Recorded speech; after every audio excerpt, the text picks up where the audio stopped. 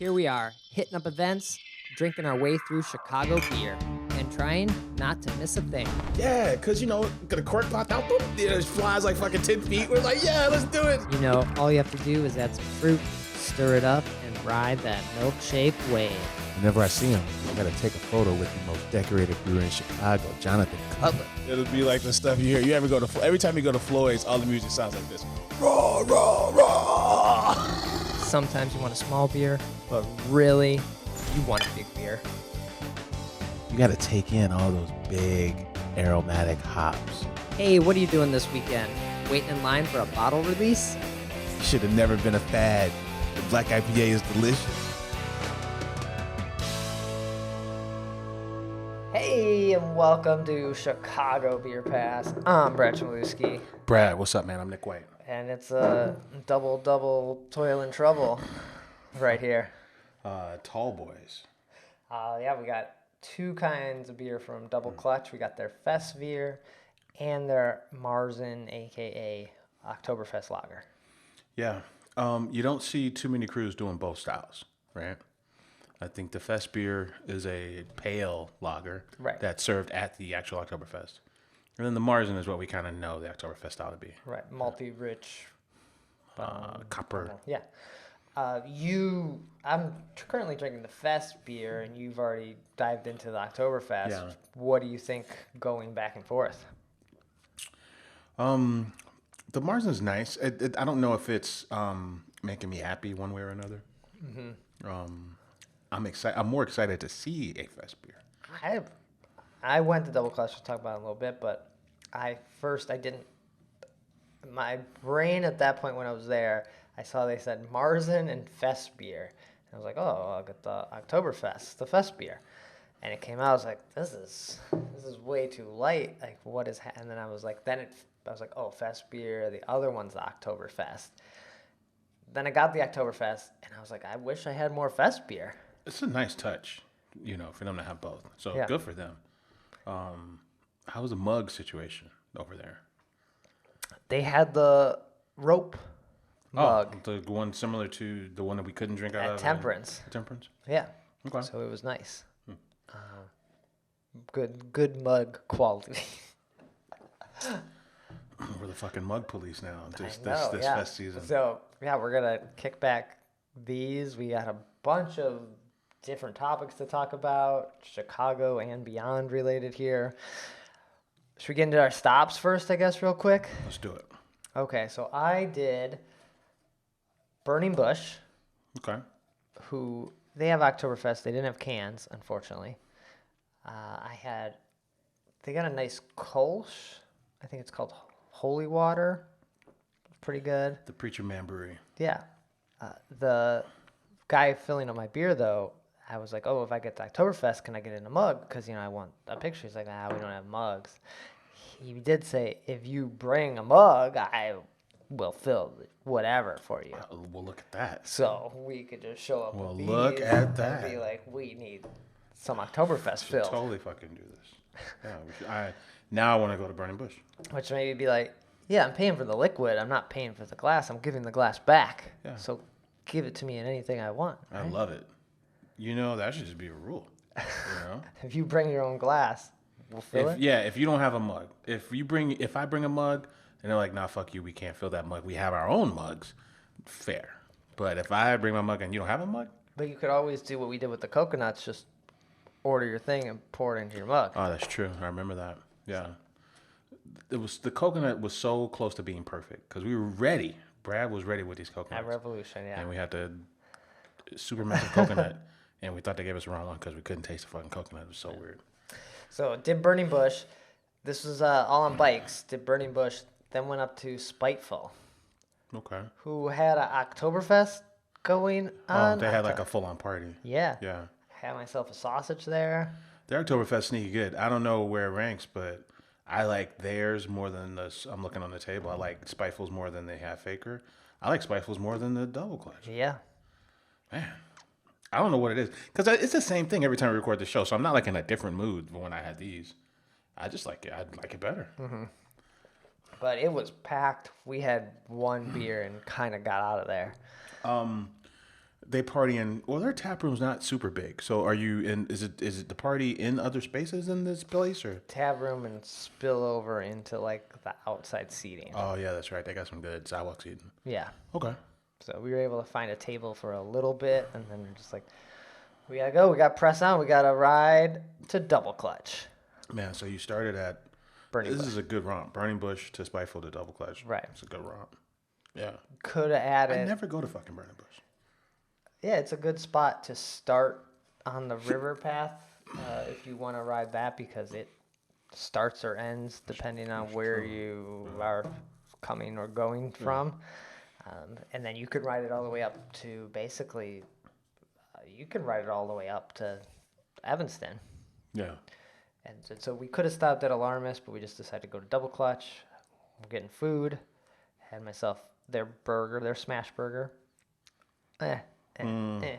That's too bad. I went to Fatso's Last Stand because they had a smash burger. No And it's by my kid's school. It's not enough emphasis on the smash. Okay. Everybody's doing these smash burgers, and they're doing like a piss poor version of job of smashing them. Mm-hmm. Yeah. So. Theirs was almost too nice of a smash burger. Oh. Like it was too pretty put together, and yeah, it was good, but not like I got to go back for this burger. Yeah. But yeah, I had the Festbier at the Oktoberfest, and then I saw, I'll mention this, that they had a fee on their menu that 2.8% goes to healthcare and 401k Here we for go. the staff. Here we go. Which the staff, the guy was very nice. Like he divided up the check, no problem, and so these people deserve pay. But for sure, healthcare and 401ks are both tax deductible by the business. So to even be mentioning that to the consumer, to have to think about paying for that when you're going to get a break on that as the business when you do it. You as a business get breaks that normal individual employees do not. So, yeah. I want to know who they saw that was doing that, or what conference they went to that said, you know what, people think this is a good idea, so just you should start doing this shit. Start itemizing all the shit you pay for on the fucking receipt for beer and food. Right. Whose idea was this? That's 3%. So then the waiter gets 3% less tip from me when I go and do the little toast app. I don't understand this. Because I'm going to give 20%. There was 3. Just raise the price. We say this every time. Just raise the price of whatever the item is. I'd rather just do that. I don't want to know. I don't want to know. I don't care. Yeah. I feel like you're rubbing in my nose in it that you can deduct the more in taxes than me. It's pissing me off. I wasn't even there and I'm pissed off. Right. Would you not be giving this to your employees if you weren't getting this extra 3%? It's like you want a pat on the back for doing the right thing. Right. It's, just do the right thing. Get the fuck out of here. Especially someone like Double Clutch who would believe they're part of a restaurant group, or they got a bunch of money. I mean, well, that was their garage for their classic cars. And their project was, if I remember this correctly, the son wanted to pitch a project to his dad and his friends who had a classic car garage. So he went to pick up his kid from school, and he would always run into another guy picking up his kid, and that guy was a home brewer for like 20 years. Right. And and they joined forces, pitched it, and boom, now the classic car garage is a brewery. Right. Yeah. But you gotta, and maybe if we're off pace, somebody please correct us. But it sounds kind of ridiculous, right? Like putting all these itemized things on the fucking Everyone's bill. getting mad at these fees, and so people are just not tipping, and so then they're also just starting to basically be like, the tip's we added the tip on here. You don't even get the choice anymore because people aren't even tipping because they're getting mad at the whole thing. Yeah. Or if you go that route, right? Put your itemized stuff on there, and then just include 15% or whatever. Just have it on there, and just say, hey, if you want to tip more, but we already took care of the tip for you. Mm-hmm. I don't know. There you go. Yeah. Other spot we'll talk about in a minute, but what'd you hit up over the weekend? Phase 3. Okay. Phase 3. Went up there because there was a release for their a collab with Other Half. Other half's in New York. It was called Jolted Dunks. Not sure what that is. Oh, it's a coffee stout in Willet barrels. Oh, fun. Yeah, so you get to try. I wanted to try it on draft. The bottle's cute. It's got the little pink wax on it, but I really just wanted to try it on draft first and see if it was too goddamn sweet. That's the thing about this Phase 3 thing, man. Take the Phase 3 to Dark Lord Day and have them side by side, and what we thought was the barrier for sweetness is fucking Dark Lord. It's not. Phase 3 is way sweeter than Dark Lord. Oh, shit. And we're like, this is out of control. What I did like was that they had the little Oktoberfest. Oktoberfest was on.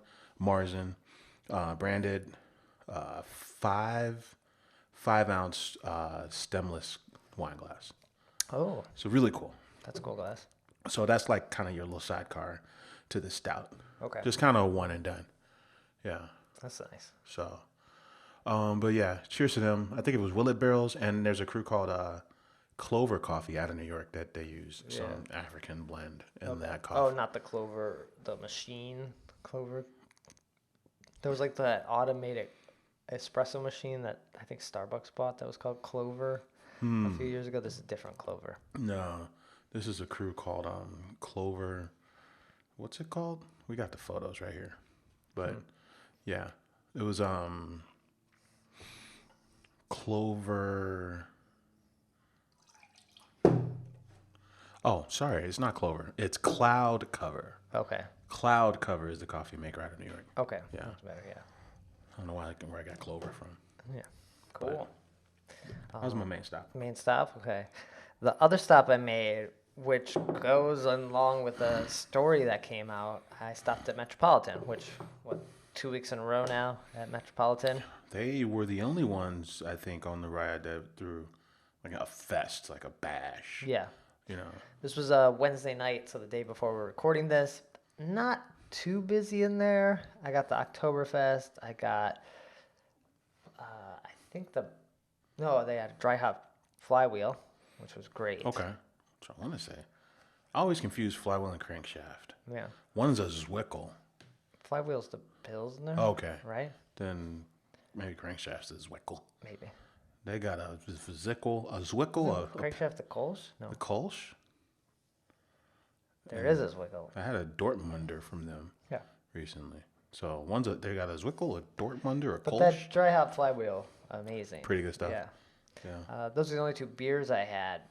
But one story that popped up this past week was Metropolitan's filing for bankruptcy.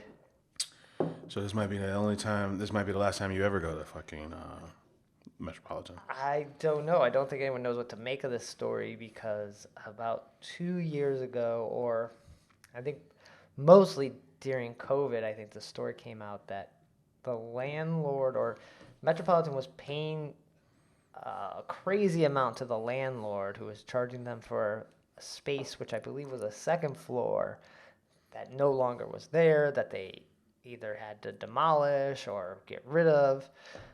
But the landlord's like, well, that was in your lease to pay for that space. If you're using it or not, just because it's gone, you need to pay for it. Should have read your lease, kind of thing. Right. Rockwell on the River is the name of this place, I think. Mm-hmm.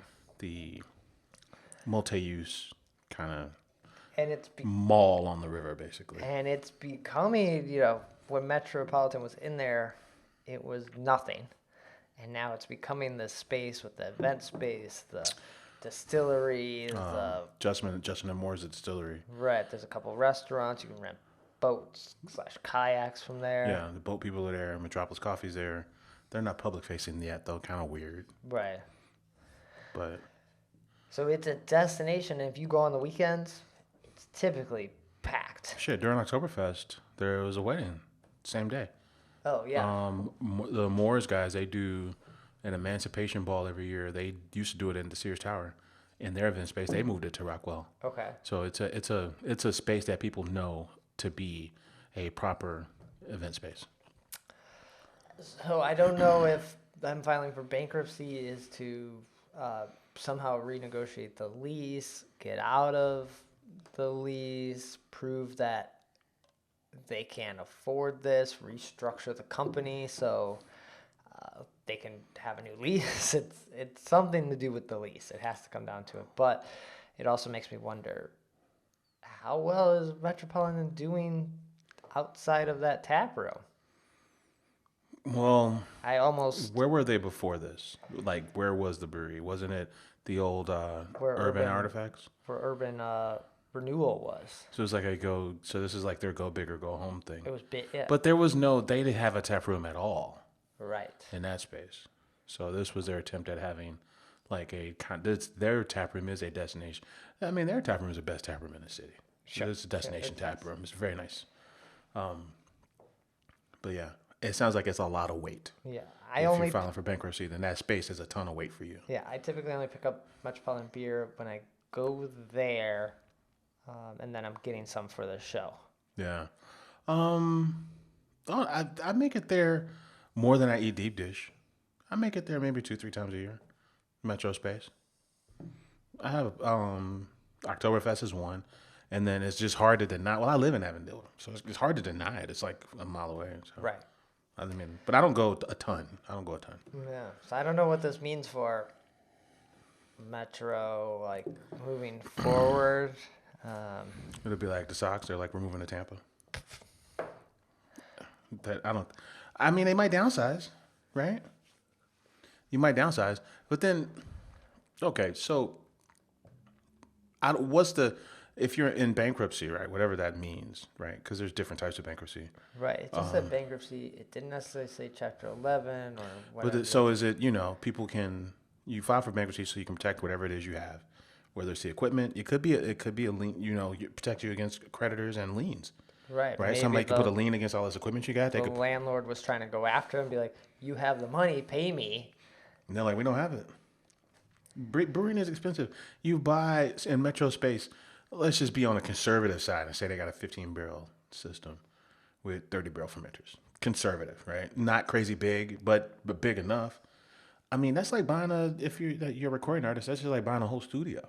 Yeah. Just to record. Like, isn't it, people overlook how expensive an operation this is, So, I mean, fuck.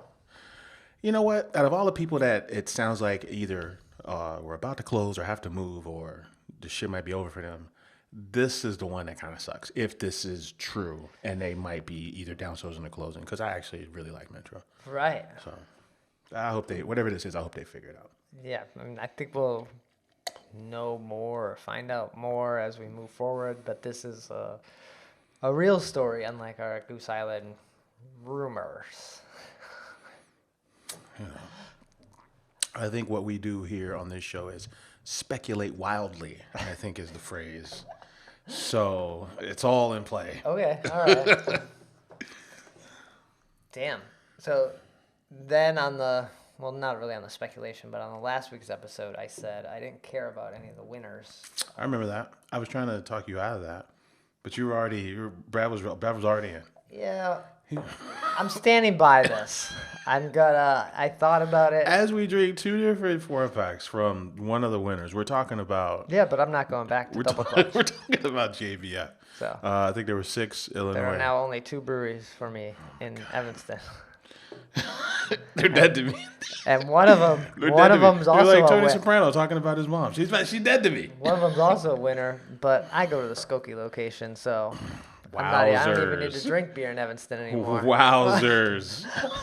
Should we pull up the old JBF here and see what the hell's going on with right, yeah. breweries? So the one was Sketchbook. They won for their Grotsky. Yeah, how do you even say that, man? Grotsky? Yeah. Which is like a kind of a smoked beer, right? It's basically Miller Lite in a smoke. Okay. It's like a very light smoked pills. That's all I'm like, you know what? I could go for one of those. You know that one that really sucked was fucking Sound Growler. I was like, I hate this beer. But then they redeemed themselves quickly because they had a smoked Marzen that was money. Oh, so I'm at the JBF site. This revamped. You just you pull up Illinois and you hit search and then boom, off you go. Nice. So we got them all 7 of them. Okay. Or maybe 6. So what Sketchbook win? Well, they won what metal color? Grodzitsky. Okay. Historical beer. That's a bronze. Okay. Yeah. More Brewing won a bronze for Lil Space Booties. That's a juicy or hazy pale. Interesting. Okay. Yeah, so that's one of the bigger categories, Right. juicy or hazy pale. And then the aforementioned Double Clutch, they won for their Helles Rausch beer. 2 smoke beers take medals at JBF. That's a silver for them. Okay. Let's see, Workforce out in Plainfield, Wood and Barrel Aged Strong Stout, they took a bronze for the Barrel Aged Count Chungus. That's probably for your when you do your FOBAB bracket thing. You might want to take Workforce. I get Workforce every time. Okay. I really suck at that, by the way. Like I never get close to winning. I got close to winning like maybe once. But this could be a beer to look out for anyone going to FOBAB. Yeah, you know, it's funny. Side note about that. I was watching the awards and I got Eric Pfizer, who is the founder of Flipside. I saw him collecting an award on the stage, and so I hit him on FB. I'm like, I just saw your ass on stage, but I didn't see what he won for. He's like, oh no, I'm just picking up. I wish it was mine, but I was picking up Workforces, so I can get it to him, so they didn't have to mail it. Who else? So Hopped out in Huntley. Hello. Okay, so so more and So Hop. Yeah, Moore and So Hopped. Yeah. Damn, Huntley. Yeah. Oh, that's right, because there's a Moore up there. All right. Where is that? The Moore? Is that Huntley? Yeah, it's right off the expressway. Oh, shit. Am I going to have to go to So Hop now? I keep forgetting that the second Moore's in Huntley. You're right. Yeah. Damn, Huntley on the map. Huntley and Evanston. Funny. Huntley and Evanston are multiple winners at GAVF. This is amazing. So Hopped won for a German alt beer. Okay. They won a gold. Yeah. Shout out to Crystal Lake. They won for their Boathouse Reserve Imperial Stout. That's experimental wood aged beer. That's a silver. Okay. We've had some of those in the past. Very good. Yeah. And the only Chicago proper brewery, Horse Thief Hollow. International Style Pilsner. Sort of. Chicago. Little Wing Gold. It's in city limits, Brad. Here we go with this shit. Every fucking time, this guy. It's in Chicago. It's on 104th and Western. It's very Chicago. And it's very much a gold medal. What was the style? For Little Wing, which is an international style Pilsner. Oh, so I've had that. That is very good. When you're hanging out at Horse Thief Hollow, you know, the first thing people ask is like, well, what's your lightest beer? What's the beer that tastes like Miller Lite? And they always point them to Little Wing. Little Wing's a Jimi Hendrix song too. That's kind of cool. But yeah, so there were 2 golds, man. The So Hop Gold and the Horse Thief Hollow Gold. Okay. Yeah. But like to Brad's point, which is hilarious, 2 medals from Evanston, 2 medals from Huntley. Interesting. Okay. Yeah. So there you go. Not a big year for Chicago. It's getting, I think. Six is decent for Illinois. For Chicago, for no. Illinois. Yeah, 1 for Chicago. 1 for Chicago. Which that's bad. You know, What do you think about that one? considering that like Chicago has more breweries than any other city now. Yeah. These places are fucking up. That's why they're filing for bankruptcy. Jesus Christ. Damn. But anyway, on the sketchbook thing, Sean Curry hit us up, which he's probably going to be mad about what I said on the last episode. But he was talking about NA beers, and he said we should do an episode with Go Brewing. They share a parking lot with Solemn Oath. Yeah. So maybe look for that coming in November, early November, as maybe you like either are thinking about dry January or basically be like, I need a break before the holidays start. Solemn Oath does that those domes too. Oh yeah, but that might not be open yet. No. But we'll probably record at Go Brewing. But there was a lot of talk about non-alcoholic beers lately. Molson Coors, like president or CEO, talked about that they have non-alcoholic Blue Moon coming out. They're focused on energy drinks and basically everything that's not beer from Molson Coors. So second largest brewery on the planet, behind Budweiser. It's not looking great for beer. Not everybody drinks beer, right? They're trying to diversify their portfolio. Right, but they're making beer with no alcohol. Like, if you're not drinking beer, you're not drinking it because there's alcohol in it. I would think there are so many other things to drink. Who is the who is the target customer for non-alcoholic beer? Right. It's either someone that stopped drinking because they were like, I drink too much. You're recovering, right? This craft beer thing has been going strong for 30 years. You know, you probably had your fill, especially if you were like somebody who was selling beer for, a career. Yeah. For 10 years or something, right? You're probably like, hey, man, I love the people, I love the places, but, I can't be getting fucked up like I used to. Right. I like the taste of all these beers. Yeah. So now they're targeting people who are just kind of worn out on just being in beer circles. Sure. Yeah. That's one customer. That's one customer.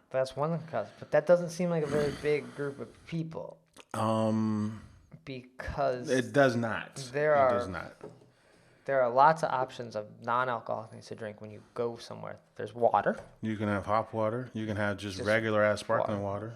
Or just plain tap water. Or you can have sparkling or still with your water.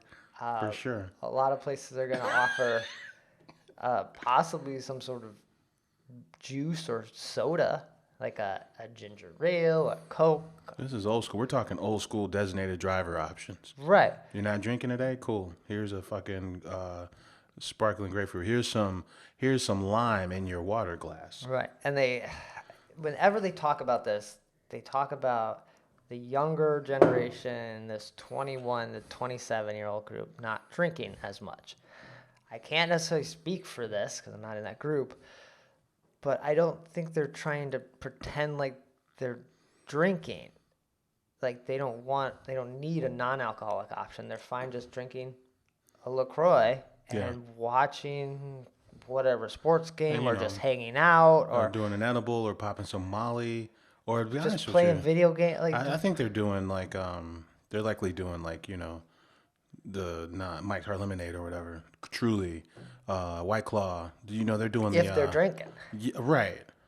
Oh, I don't think they want beer, and I think a lot of these breweries, Go Brewing is different because we started off talking with them. They are a non-alcoholic brewery, but Molson Coors brewing a whole bunch of non-alcoholic Blue Moon. That's gonna sit on the shelf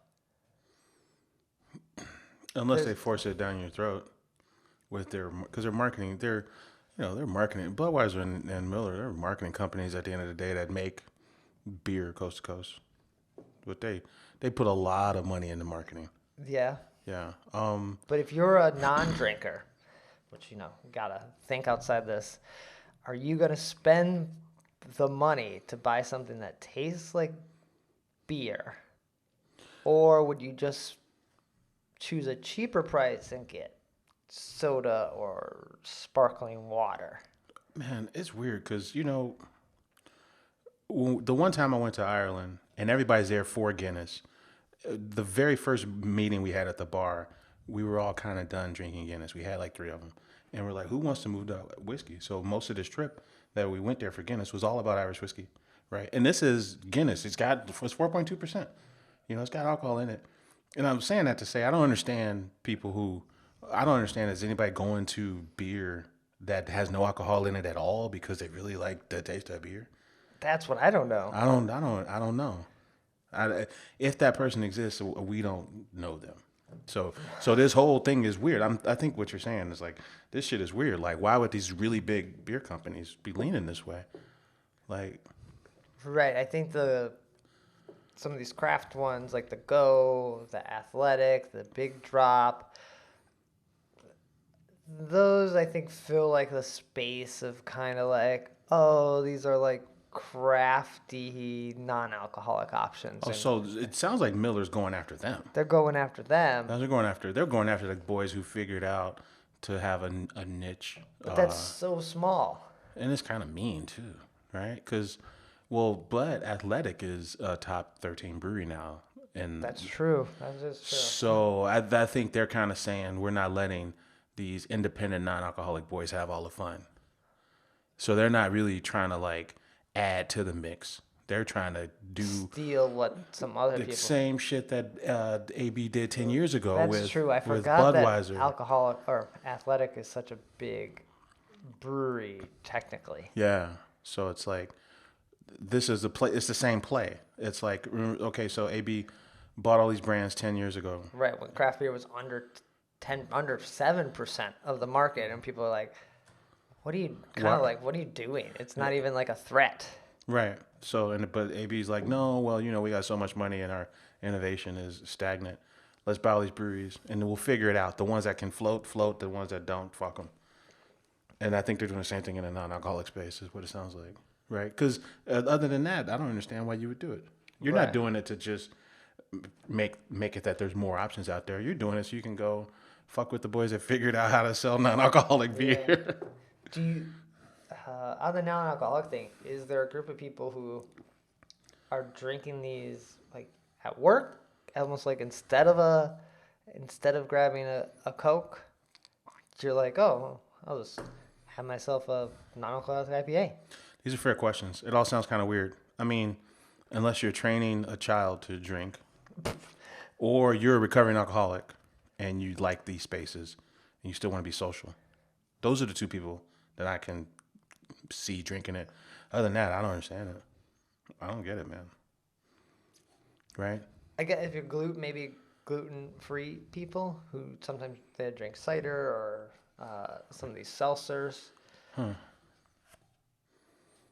I'm curious to follow it.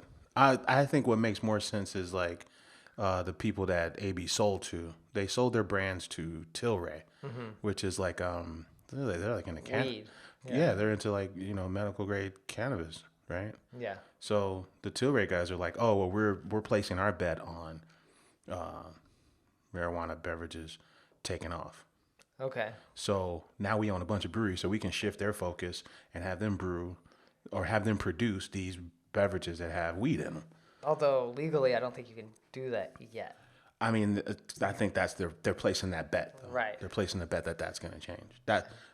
How else were you buying all these breweries? If you sell weed, why else are you buying all these breweries? Like, these are real cheap. Because we got it for cheap. Smoked a little too much. You're like, whoa, man, that's like a great deal. Because we got it for cheap, man. That's why, man. We're in. Yeah, these sound great. But no, it's interesting, man. So there's just like feels like a lot of waves and things happening right now with this Goose Island rumor. Then Bourbon County stuff is coming out. Then you got this non-alcoholic push. You got Metro Bankruptcy. You got other basically beer sales are flat or down. Like there's a lot of stuff happening right now. That's making for, I guess, a strange industry that's basically peaked, right? Because you talk about Metro, I was thinking about I like Goldfinger and I like art history, but art history, well, I found it interesting that art history has the contract to make dark lager for the house. There's two house beers at Hop Leaf. There's a dark lager and then like a pale lager, and they're both contract brewed by art history. Okay. But I found that interesting because the art history is so far away from the city, and Metro, on a good day you could probably walk. Could have just done it. You could have walked with the old Metro. You could have walked from it. Right. But yeah, I found that interesting. But then, but the art history play, I told you I went there one night and there were like 7 ales on draft. Wow. So art history, although they introduce themselves as this lager brewery, they do way more than that. I wonder if because of this thing about Metro, and they're having this bankruptcy thing, maybe they shift and just start making other beers. Oh yeah, this dry hop Pilsner was pretty interesting. Like do some more of the. This gets into the non-alcoholic thing, but do other things that remind people of IPAs or stouts. I like them just. I like Metro just the way they are. So I hope they come out and talk about this, and I hope they clear the air and don't have to change. I hope they don't have to change. More importantly, so yeah. Dan, anything else?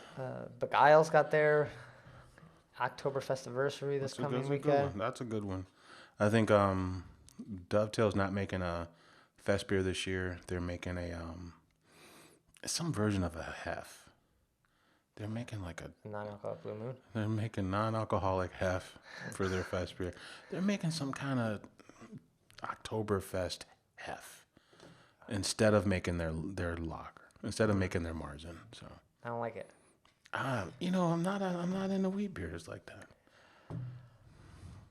If I go, I'll try it, but I'm not like, I don't know. I might fuck with one of them slushies.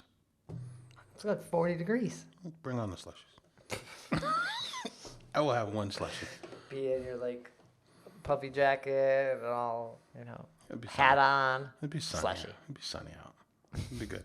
That's a good party. The summer one's good, whatever that one's called. That's the anniversary one. Beer Festiversary? Yeah. And then Oktoberfest. Those are good, man. Beer Festiversary and Oktober Festiversary. Those are good. Yeah, I do This like. is this is over 10 years of Beguile. Yeah, because last year they did the barley wine, right? Yeah. Yeah. Beguile, underrated. I checked them out. Anything else before we get out of here? Festbier is great from Dovetail. I'm from Double Clutch, yeah. I think we should close on that. If you go to Double Clutch because you've never been, check out the classic cars. And if you're stuck between Marzen and Festbier, get the Festbier. Yeah. Yeah. All right. Don't do it. Take care. Cheers.